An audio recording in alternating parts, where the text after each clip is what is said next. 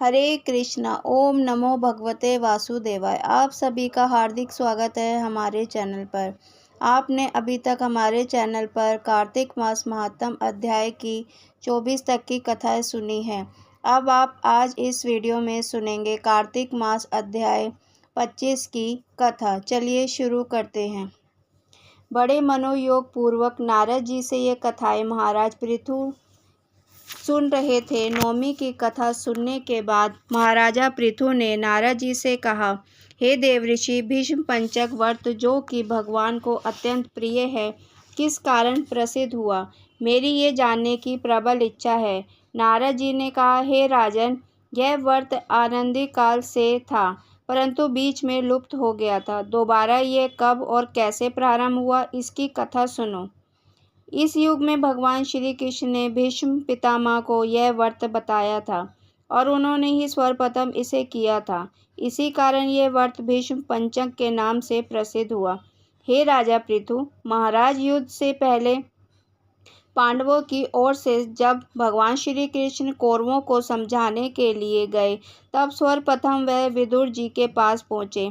विदुर जी ने उनका अत्यंत आदर और सत्कार किया। तत्पश्चात श्री कृष्ण जी भीष्म जी के पास गए। वहां जाकर कुशल क्षेम के साथ कि श्री कृष्ण जी ने अपने आने का संपूर्ण वृत्तांत भीष्म जी को सुनाया। तब भीष्म जी कहने लगे, भगवान तीनों लोकों के स्वामी होते हुए भी आप केवल पांडवों की ओर से ही दूत बनकर क्यों आए हैं, तथा पांडवों के प्रति आपका इतना प्रेम होने का क्या कारण है? तीनों लोग आपके वश में है। तब पांडवों ने ऐसा कौन सा व्रत, तप, दान, पुण्य या यज्ञ किया है, अथवा उनके पास ऐसा क्या वशीकरण है जिसके कारण आप उनके वश में हो गए हैं? भगवान श्री कृष्ण ने मुस्कुराकर उत्तर दिया, हे गंगा पुत्र, यद्यपि ये रहस्य अत्यंत गुप्त है, तथापि मैं इसे तुमसे कहता हूँ। पूर्व जन्म में उन पांचों भाइयों ने एक ऐसा व्रत किया था जो मुझको अत्यंत प्रिय है। इसी कारण मैं उनके वशीभूत हूँ। अब तुम उस व्रत का वृत्तांत सुनो। अत्यंत प्राचीन काल में उज्जैन नामक नगरी में कवि, सूचि, दृढ़, दंत, हंस नामक 5 ब्राह्मण रहते थे। वह सभी वेदों के ज्ञाता, युवा, रूपवान और गंधर्व विद्या में अत्यंत निपुण थे। वह सभी दिशाओं में भ्रमण करके अपनी ज्ञान विद्या द्वारा पर्याप्त धन प्राप्त किया करते थे। एक बार वह मथुरा नगरी में सुवीर नामक राजा के दरबार में पहुँचे। संगीत कला में निपुण होने के कारण उन्होंने राजसभा में इसका प्रदर्शन करने की इच्छा प्रकट की। वह 4 दिन उपवास तथा परम पवित्र यमुना जी में स्नान करते रहे। फिर उन्होंने किसी से राजा का संपूर्ण वृत्तांत पूछा। उसने बताया कि राजा की कदम्बरी नामक अत्यंत सुंदर भोग पत्नी है। वह संगीत विद्या में निपुण, मधुर कंठी, नृत्य में अत्यंत प्रवीण, रूप, लावण्य तथा यौवन में अद्वितीय है। वह प्रतिदिन राजा के सम्मुख एकांत में नृत्य गायन करती है। यह सुनकर वह पांचों एक ऐसे स्थान पर जाकर खड़े हो गए जहाँ कदम्बरी के नृत्य तथा ताल के स्वर सुनाई पड़ते थे। इसके बाद राजा के पास आने जाने वालों से कहने लगे, बड़े दुख की बात है कि आपके राजा के पास नृत्य कला जानने वाला कोई नहीं है। वीणा में तार बराबर नहीं है, 2 तार ढीले हैं तथा बाजे की धुन के अनुसार नृत्य की शुद्ध नहीं है। यह बात किसी ने राजा से जाकर कह दी। राजा ने जाकर कदम्बरी का नृत्य हो रहा था वहाँ उन पांचों को बुलाया।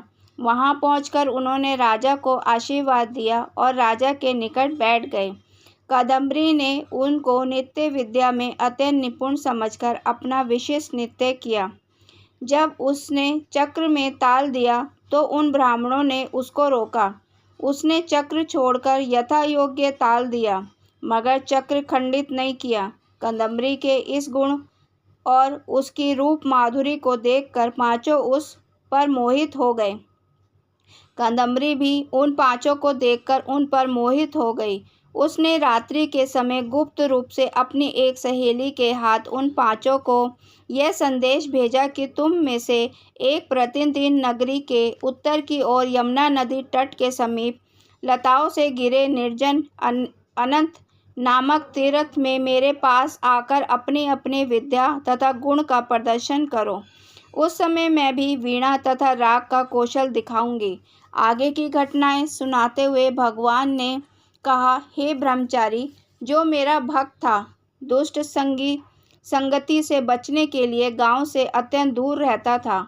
उन दिनों वह भीष्म पंचक व्रत करके देवालय में मेरा पूजन किया करता था।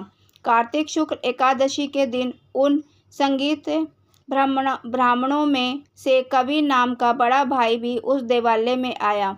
कंदमरी भी वहां पर पहुंच गई। वहां मेरे भक्त ने जिस प्रकार पूजन किया, कवि नामक ब्राह्मण ने भी वैसा ही किया। उसके बाद वीणा लेकर गायन प्रारंभ कर दिया। मेरा भक्त क्योंकि अपने मन पर विजय प्राप्त कर चुका था, इस कारण गायन सुनकर उसे क्रोध नहीं आया। कादम्बरी और कवि समस्त रात्रि गायन और नृत्य करते रहे। प्रातःकाल ब्रह्मचारी भक्त को गोबर का आचमन करते देख कवि ने भी वैसा ही किया। इसके बाद कादम्बरी अपने महल में चली गई। ब्रह्मचारी की संगति और रात्रि जागरण के कारण कवि के समस्त पाप दूर हो गए। अंततः द्वादशी के दिन वह अपना समस्त द्रव्य दान करके विरक्त हो गया। दूसरे दिन सूची आया। उसने भी रात्रि भर कादम्बरी के साथ नृत्य व गायन किया और ब्रह्मचारी की भांति पूजन करके गोमूत्र का आचमन किया। प्रातःकाल होते ही वह भी अपना संपूर्ण धन दान करके सन्यासी हो गया। उसने निश्चय किया कि जिस प्रकार कादम्बरी के नित्य गायन व रूप को देखकर ब्रह्मचारी का मन चाल्यमान नहीं हुआ, उसी प्रकार मुझे भी मन को वश में करना चाहिए। तीसरे दिन त्रयोदशी को दृढ़ नाम वाला भाई कादम्बरी से मिलने आया और समस्त रात्रि नित्य व गायन करने के बाद ब्रह्मचारी की ही भांति उसने भी पूजा की और गो दुग्ध का आचमन किया। दोनों भाइयों के समान वह भी विरक्त होकर सन्यासी बन गया। अगले दिन अर्थात चतुर्दशी को मंदिर में चौथा भाई दंत आया और पूर्ववर्ती बंधुओं के समान कादम्बरी के साथ रात्रि भर नृत्य व गायन करके ब्रह्मचारी से बचे घी का पान करके मन शुद्ध हो जाने के कारण विरक्त हो गया।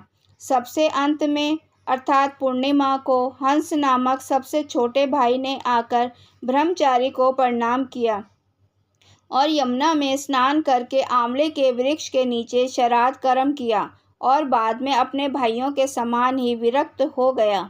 इस प्रकार पांचों भाइयों ने एक एक दिन यह व्रत किया। कथा समाप्त करते हुए भगवान कृष्ण जी ने कहा, हे भीष्म, कार्तिक मास में हमारा पूजन व दान पुण्य करने से करोड़ों यज्ञों के समान फल प्राप्त होता है। उधर राजा ने नित्य प्रति रात्रि में कादम्बरी के मंदिर में जाने का समाचार पाकर उसे महल में बंद कर दिया, जिससे वह मंदिर ना जा सकी। कार्तिक मास में हमारे सामने नित्य गायन करने के कारण वही कादम्बरी अगले जन्म में द्रौपदी हुई। हंस नाम वाला ब्राह्मण आंवले के वृक्ष के नीचे श्राद्ध आदि करने से युधिष्ठिर हुआ। एकादशी के जागरण के कारण कवि अर्जुन, सूची सहदेव, दंत नकुल तथा दृढ़ नाम वाला ब्राह्मण पराक्रमी भीम हुआ। हे भीष्म जी, वस्तुतः पूर्व जन्मों में पांडवों द्वारा किए गए इस व्रत के कारण ही मैं उनके वशीभूत हूँ। हरे कृष्णा। ओम नमो भगवते वासुदेवाय। आपको ये वीडियो अच्छी लगी तो ज़्यादा से ज़्यादा शेयर कीजिए और लाइक कीजिए। धन्यवाद।